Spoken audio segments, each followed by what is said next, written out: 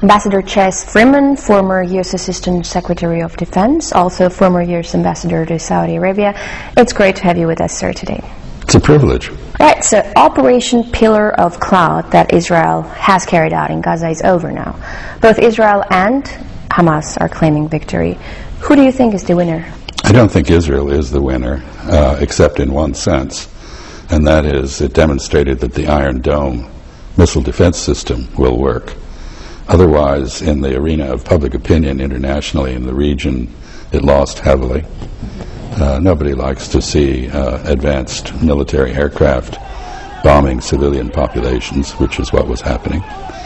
And, of course, this energized Egypt diplomatically in a new way, and it generated a lot of support for the Palestinians in Gaza, despite the fact that many of the governments that came to visit, sent their foreign ministers to Gaza, for example, don't like Hamas at all. In fact, they fear it. So it clearly strengthened the Hamas both in the Palestinian territories and in the Arab world politically.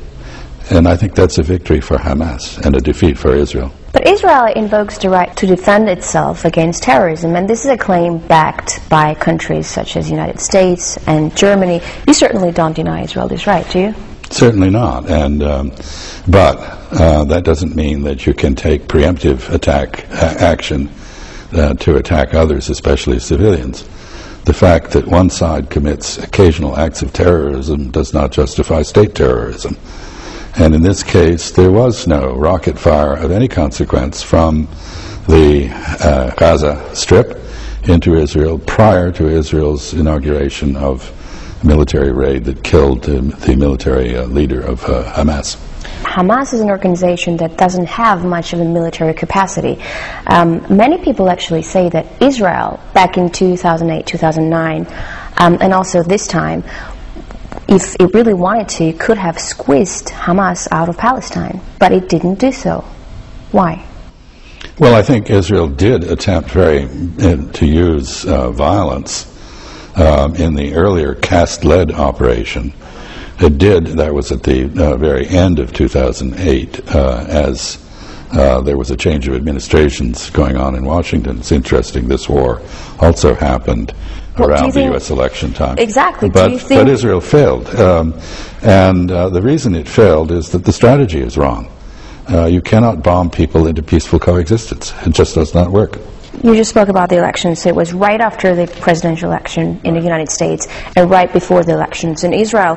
What does it suggest to you? Is the timing important, or was it a coincidence? Well, I suspect that the timing in this case was dictated by the Israeli election. It's very popular in Israel to kill lots of Palestinians in Gaza. And Hamas is seen as a monster. And so a war against Hamas wins votes. You know, I want to talk about the wording of the Operation Pillar of Cloud, obviously referring to the Bible, and back in the Bible, it was the Pillar of Cloud who led the Israelis out of Egypt and saved them from the Pharaoh. How much does the Torah narrative actually dominate the mindset of Israeli war planners? Well, the religious element both in the Israeli armed forces, largely settler-driven, not Orthodox Jews, many of whom don't want to serve in the military, refuse to do so. But the religious complexion of the Israeli Defense Forces is steadily increased. So religion is now very much bound up with its operations. The language of some rabbis during caste-led was simply hair-raising in terms of evoking Old Testament images of genocide against non-Jews. I think also it's true that this use of language reflects the fact that the Israeli-Palestinian struggle, which began as a sort of struggle between two competing nationalisms and became a struggle between Arabs and Israelis, has now become a struggle between Jews and Muslims. In the Western media, though, the Operation Pillar of Cloud was renamed Pillar of Defense. Oh, I suppose it sounds less alarming. Defense is a good thing, isn't it? Attacking people behind a cloud perhaps maybe isn't. Evoking memories of Old Testament violence raises questions. perhaps in the broader world.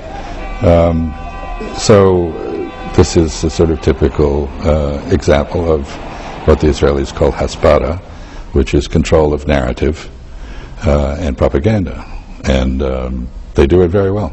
In 2009, you were nominated to lead the National Intelligence Council in President Obama's administration, and you declined due to pressure of what you've called the Israeli lobby in the United States. You've precised later on that it's actually more correct to call it the Likud lobby, or the lobby of the right wing in Israel. What exactly do you mean by that definition? Well, I think if you look at the American Jewish community, from which the activists in the Israel lobby are drawn, there is a large passive support for Israel among Christian fundamentalists, but they are not active, generally speaking.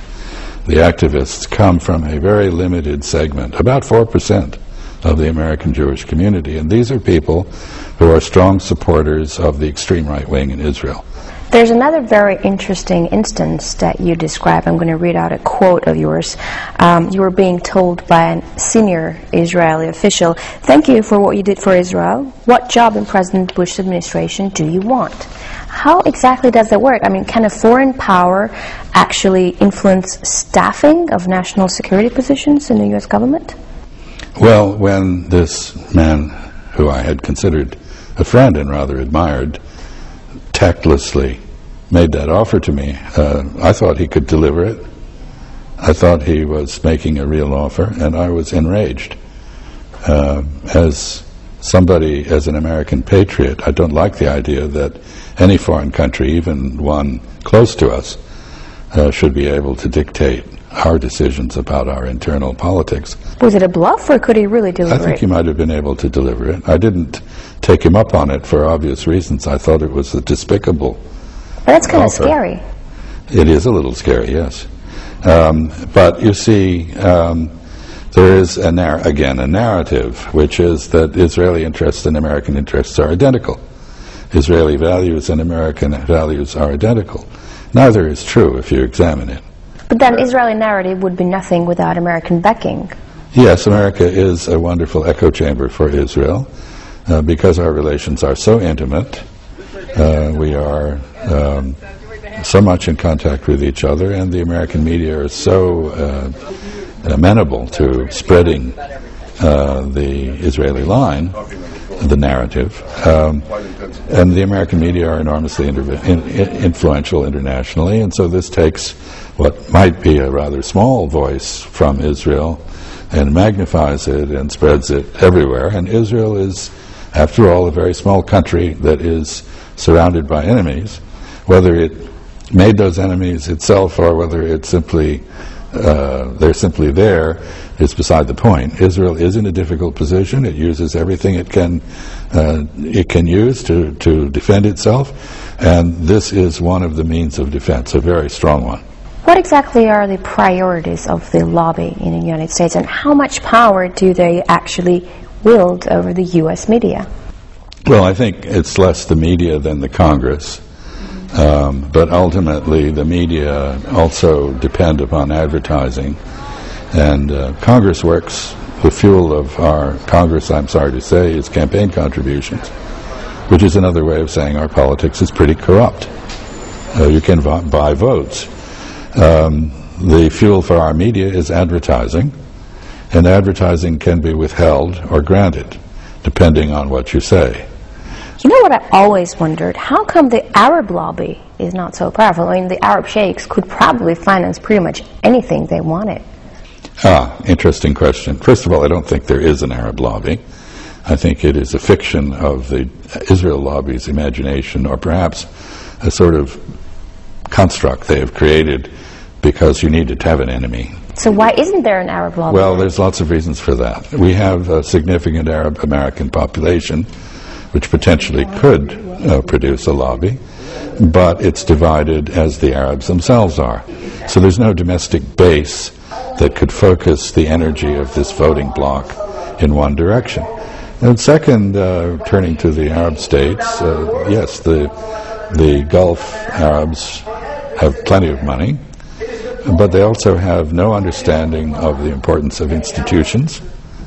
as opposed to people. Their own politics is very personalized. Their own societies don't, in many cases, rest on institutional foundations. They don't have a habit of sustained effort on anything. They are more likely to do something short-term. They like the sprint rather than the marathon that is required in this arena. And probably many of them consider it improper to, in effect, buy votes. And I happen to agree with them, but they are behind the times, unfortunately. Everyone else is doing it.